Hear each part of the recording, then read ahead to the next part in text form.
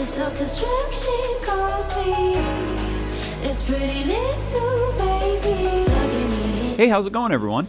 This is Awkward Situations, a series where people write comments about the awkward situations that they are dealing with in their lives or that they have dealt with in their lives before, embarrassing stories, or anything else they want to talk about. And then this awkward beta male, who is currently speaking, discusses those comments in his videos and tries to relate to them and talks to a microphone alone in his room, but you're all here, so it's cool, but you're not in my room. I'd call the police. Okay, so this gameplay is left over from the Call of Duty World War II Resistance DLC capture event in Los Angeles, California. I legally have to say thank you to Activision for flying myself and other YouTubers out to California and giving us a free hotel room. Please don't arrest me, United States government. I wouldn't be good in jail. Also, if you like that intro track, it's linked in the description. All of my friends who make music seem to all be making music at the same time right now. I love having creative friends, and I've just been noticing on their social media that they're all dropping music right now. Sometimes people are kind of hibernating, they're writing, they're planning their next projects, they're doing other things, but all of my creative friends who make music are dropping projects and or singles and or random things at the same time right now, and it's given me a lot of motivation too. I feel that. In January, that might be the most motivated any human being will be over the course of a year. In November and December, you kind of turn away from work and turn towards family. You think about your family during the holidays. And then a new year starts and it's like, boom, New Year's resolutions. I have to have the best year of my life and this and that. And then slowly, over the course of the year, you just get beaten down and demotivated, and you fail, and you fail, and you fail once more, and then it's November and December, and it's the holidays, so there's good food and gifts, and then, hey, January, the cycle starts again. We die eventually. I'm in a weird mood. Hope you guys are ready for awkward situations. I don't have any updates for you guys today, but I did have this comment that made me smile a lot. Side note, you're getting good at Rocket League, because the last Awkward Situations video had Rocket League gameplay, and that's the nicest thing anyone's ever said to me, plus 54 thumbs up on that comment. So that is literally one of my top 5 favorite comments I've ever read on a YouTube video. Had to show you guys because it just made me so happy. No updates besides that comment, and we will get to the first awkward situation right now. Today's first awkward situation says, "Hey Joel, I have an awkward situation that I think everyone deals with and would like to know how you deal with it. I was at a coffee shop the other day and started to have a conversation with the girl at the cash register. After I got my drink, another customer came in and started order to the girl I was talking to. The conversation ended abruptly, and at that point, I just walked out. To me, it felt awkward to just bail out, but it also seemed like it would be awkward to wait around as well. Would you have waited around to at least close the conversation, wave to the barista when you left, or did what I did and just walk out? Love your videos. Keep up the good work." This is a banger of an awkward situations comment.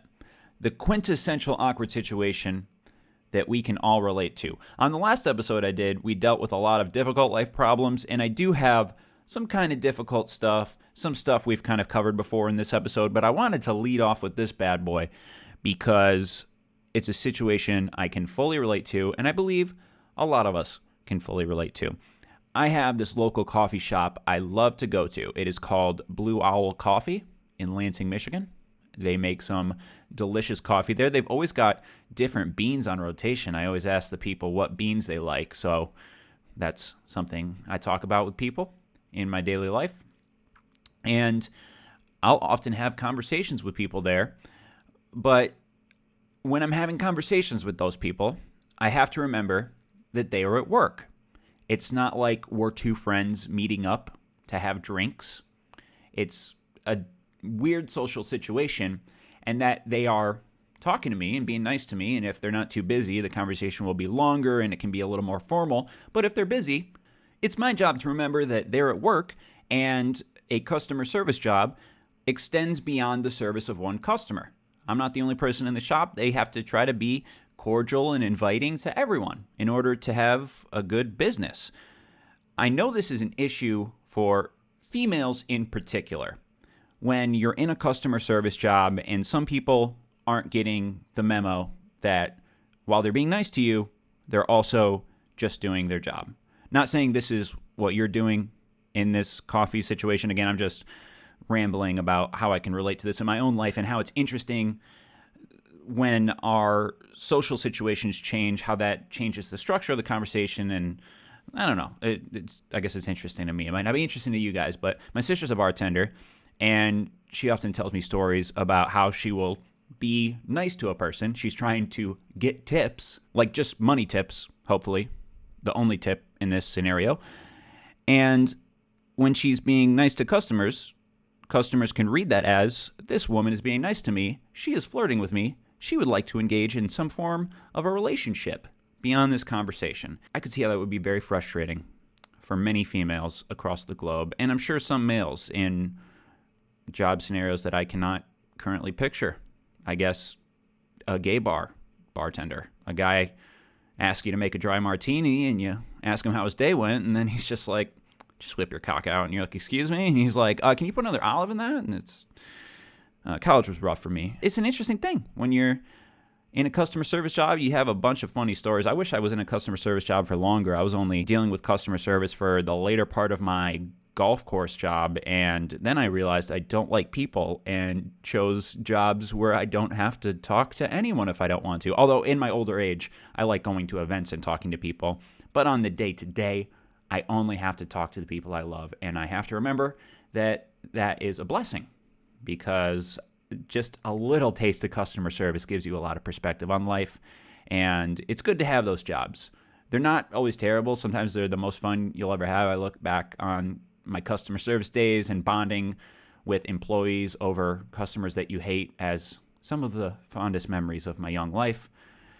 But it was really formative, and I just appreciate you sharing this. I know this wasn't a big, awkward situation that we deal with, these big problems on the series, but this is what I envision when I think of awkward situations and the things I like to talk about on this series, and then the tough stuff also happens, which is cool too. So let's move on to something more difficult with this next awkward situation right now. Hey Joel, I got a situation where I was asked to not talk, and I know you say most of these can be solved by talking. I am currently in my second year of oncology residency. About 3 months ago, my girlfriend's dad came in and I saw him in the waiting room. Short story made shorter, he just told me he was there for a checkup. Fast forward to last week, I had not worked with him when he came in for his original checkup, but this time I was working with a different oncologist. I was reading the paperwork on a patient the oncologist and I were about to perform a checkup on, and I saw that he had been diagnosed with a form of non-Hodgkin's lymphoma about 2 months prior. I only read his first name, and it did not click until I walked into the room and he was in, and I saw my girlfriend's dad sitting on the table.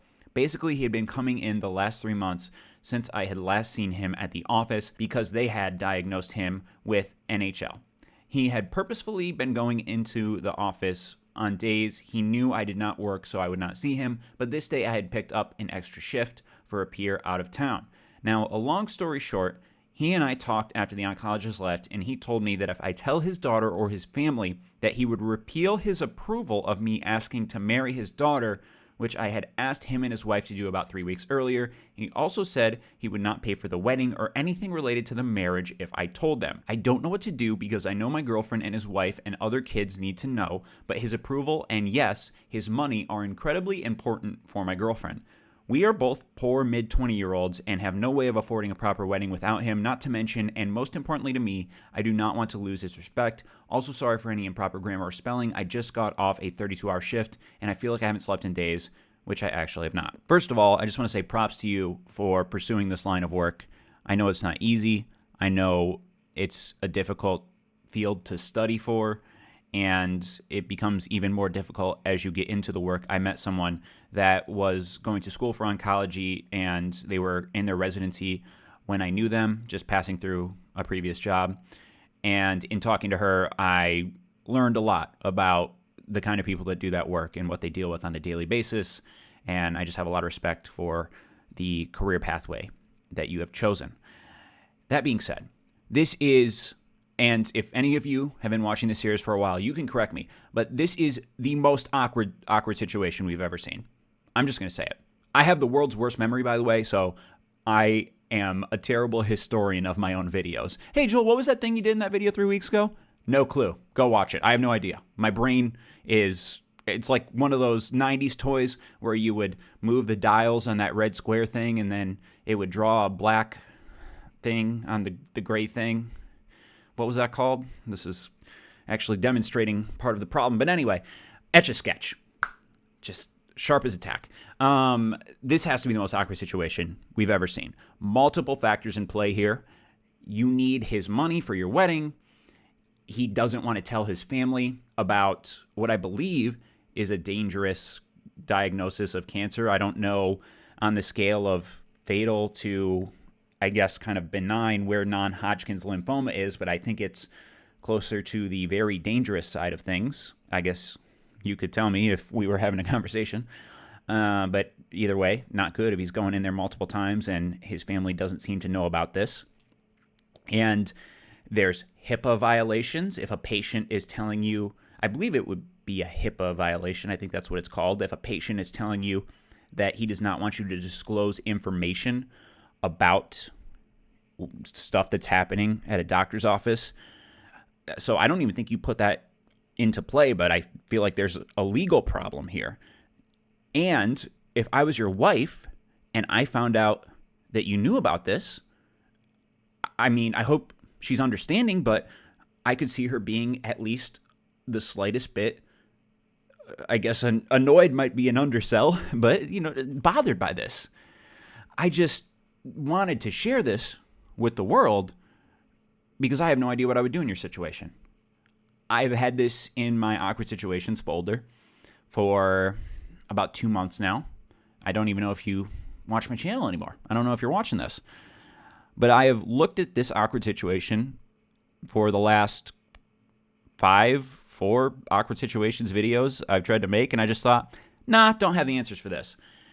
And I think that is my answer, that I don't have the answer, and you should consult with the people in your office about the moral and legal dilemma that you are facing, because there are not many people in the world who have had to deal with this, but the people in your office that you work around, other oncologists, or even other people in their residency, are having to deal with this. So those people would be best equipped to give you an answer. And I just got to say, I hope you make a fuck ton of money in your lifetime, because you had to put a lot of money into going to college, I would assume, or someone did, or you got scholarships, which is awesome.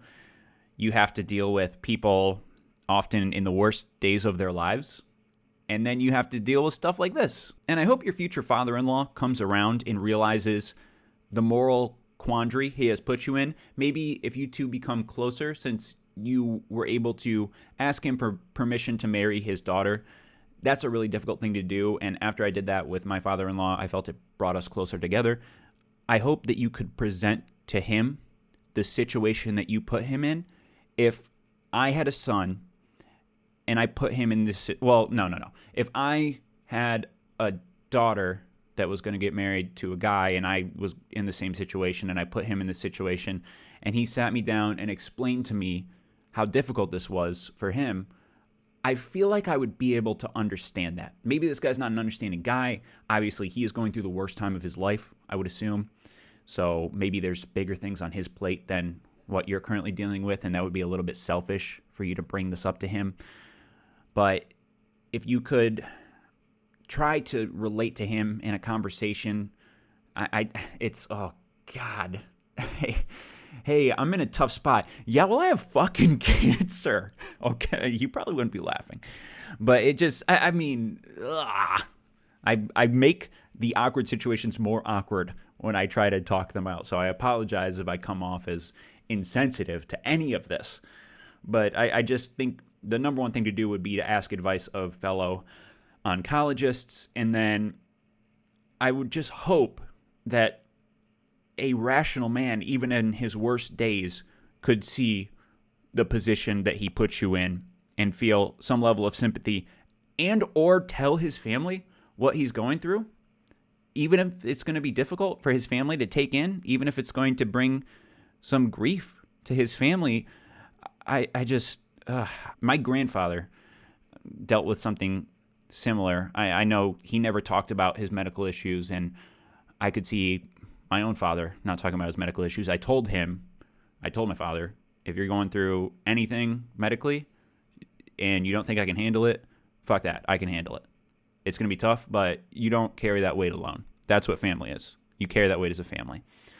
So I hope you're going through a better time now. I mean, this is top 5 awkward situations I would love an update for. If you're watching this, say what you can say. Don't create any legal or career problems for yourself, but I appreciate you sharing this situation, and I hope it's gotten better. From one difficult awkward situation to another, awkward situation number 3 says, so I have hairy legs, I'm barely 17, and I'm embarrassed to wear shorts. Should I shave? Trim?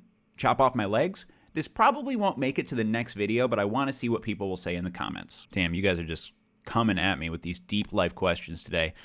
If I were you, I would trim.